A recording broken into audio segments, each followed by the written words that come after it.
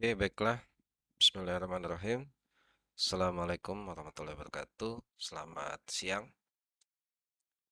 Eh, Pada kesempatan kali ini ya kita memasuki pertemuan kelima ya di mata kuliah sistem operasi, eh, di mana kita sebelumnya telah membahas tentang beberapa hal kaitannya dengan sistem operasi Linux ya, antara lain struktur dasarnya, perintah-perintah dasarnya, ya.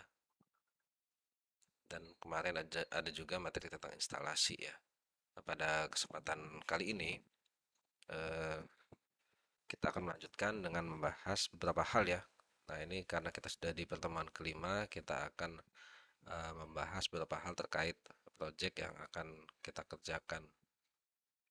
Nah, eh, jadi di pertemuan ini Bapak akan membahas beberapa hal antara lain tentang web server, kemudian bahasa pemrograman web, lalu kemudian tentang DBMS, ya, dan selanjutnya ada Apache, PHP, MySQL, dan lain-lain. Dan juga nanti ada tugas yang harus kalian kerjakan ya.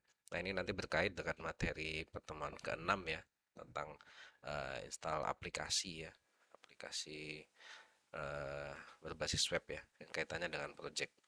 Jadi dikarenakan project kita nanti adalah berbasis web ya, jadi ada beberapa hal tentang dasar-dasar web yang harus kita bahas ya. Oke, mungkin langsung saja. Eh, yang pertama kita akan bahas tentang web server ya. Nah, di sini Bapak sudah lampirkan ya materi tentang web server. Nah, ini Bapak dapatkan dari website Decoding ya. Apa itu web server dan fungsinya. Jadi, karena materi kita atau project kita ini berbasis web, jadi kita harus mengetahui ya sedikitnya setidaknya sedikit tentang apa saja sih yang perlu dipersiapkan untuk aplikasi yang berbasis web ya. Sebelumnya kita sudah menginstal Ubuntu Server, Ubuntu Desktop. Nah, ini kaitannya dengan project. Nanti kalian akan diminta untuk menginstal aplikasi ya yang berbasis web itu, aplikasinya diinstal di server sehingga klien bisa mengakses. Nah, agar eh, aplikasi kita bisa kita install di server dan diakses oleh klien ya. Salah satu yang dibutuhkan adalah web server ya. Jadi kita sudah punya server, lalu kita punya aplikasi yang akan diinstal. Agar aplikasi itu bisa diakses, kita membutuhkan yang namanya web server. Oke, kalau kita googling dulu ya eh, gambaran dari web server, kurang lebih seperti ini ya. Ya, jadi web server itu dia seperti memberikan respon ya. Jadi kita, nah jadi ini di sini posisi kita ya atau klien. Klien itu diwakili oleh browser ya di sini. Jadi kita membuka browser seperti Mozilla, Google Chrome, Safari atau lainnya. Nah, ini posisi kita di sini. Kita merequest, misalkan kita meminta membuka website Siakadu di sini ya. Nah, lalu di sini ada web server yang mengolah apa yang kita request tadi, ya. Jadi dia menjawab dengan mengirimkan HTTP respon. Nah, di sini ada tulisan HTTP request, HTTP respon. Jadi yang uh, protokol untuk requestnya adalah HTTP, lalu dia meresponnya juga dengan HTTP atau tampilan halaman web yang kita minta gitu ya. Nah, jadi di sini fungsi web server. Jadi dia melayani request ya, apa yang kita minta, lalu mengirimkan hasil request itu berupa respon ya halaman web lah, kurang lebih secara singkat seperti itu. Nah, kalau kita lihat di gambaran yang lain ya seperti ini. Kalau tadi mungkin ini bisa tidak ada di tengahnya, ini melalui apa permintaannya ya. Nah, ini mungkin ini lebih lengkap ya. Nah, di sini ada web server di sini, ada internet. Nah, ini klien. Klien ini ya dia membuka browser ya. Ya, jadi kalau web server dia protokol HTTP atau HTTPS. Ya, jadi melalui internet atau mungkin jaringan lokal juga bisa. Nah, ini server kita yang kemarin sudah kita install Ubuntu servernya. Diinstal di Ubuntu servernya itu adalah web server. Ya, ini Unix atau Linux ya. Jadi di server kita ya bisa server Windows ataupun kalau yang kita bahas di sini adalah server Unix atau Linux, maka diinstal web server. Nah, ini di sini dicontohkan salah satu web server adalah Apache. Ya, kurang lebih seperti ini ya gambaran dari fungsi web server. Jadi dia melayani request ya, karena dia server kan dia melayani ya. Ini server kita atau kalau kita di VirtualBox ya, ini server kita untuk melayani permintaan yang dalam bentuk web gitu ya. Nah, kita butuh menginstal web server. Nah, karena aplikasi nanti di project kita itu berbasis web, oleh karena itu maka kita perlu menginstal yang dinamakan web server. Oke, sekarang kita lihat dulu apa definisi dari web server itu apa sih secara teknisnya ya. Nah, di sini dikatakan bahwasanya web server adalah sebuah software ya atau perangkat lunak yang memberikan layanan berupa data.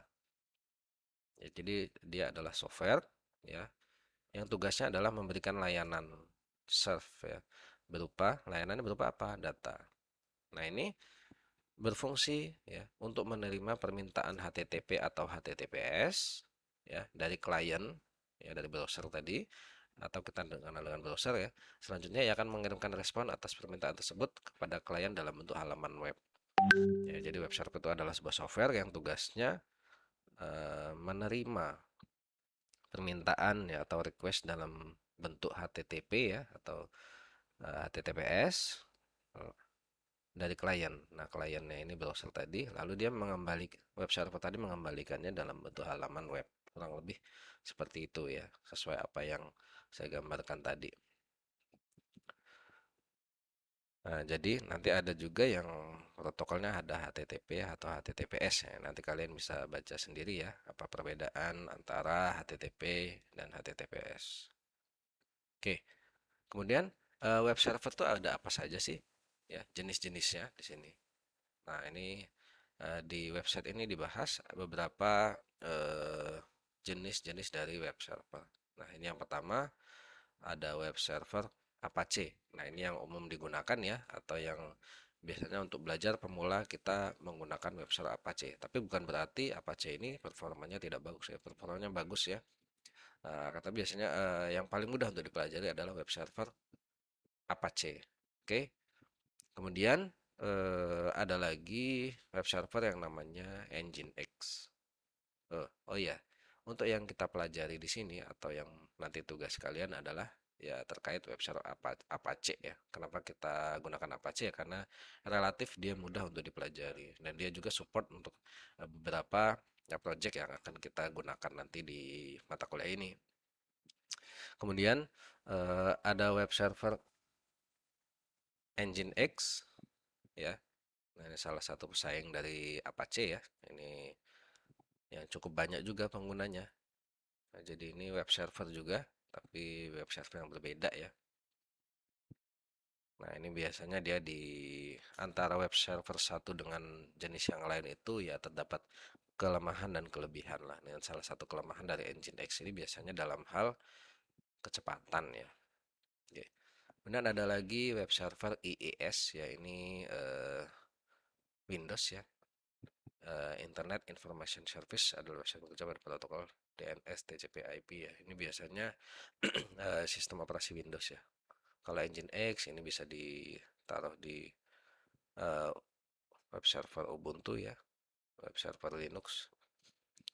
Kalau IIS ini biasanya di uh, Windows ya. Kemudian ada lagi like TPD gitu ya. Kemudian ada banyak lagi sebenarnya yang lainnya. Nah, tapi ini beberapa web server ya. Pada intinya web server adalah sebuah software yang fungsinya untuk melayani request website gitu ya. Request halaman website yang diminta oleh klien dan dia tadi diinstal di server ya, bisa di Windows atau di Linux ya. Dan dia akan merespon juga dalam bentuk halaman web. Web server ada banyak. Ada Apache, ada Nginx, ada IIS, ada like TTPD, ada lagi banyak sebenarnya. Tapi yang akan kita bahas atau akan kita gunakan ya di perkuliahannya adalah Apache. Kenapa? Salah satu alasannya ya karena dia relatif lebih mudah untuk dipelajari untuk orang yang baru awal belajar tentang web server. Konfigurasinya relatif lebih mudah. Oke, eh, itu pembahasan kita terkait web server ya. Barangkali nanti kita lanjutkan di video selanjutnya pembahasan terkait apa saja sih yang perlu dipersiapkan untuk project yang akan kita buat nanti. Oke, saya tutup pembahasan terkait web server ini. Assalamualaikum warahmatullahi wabarakatuh.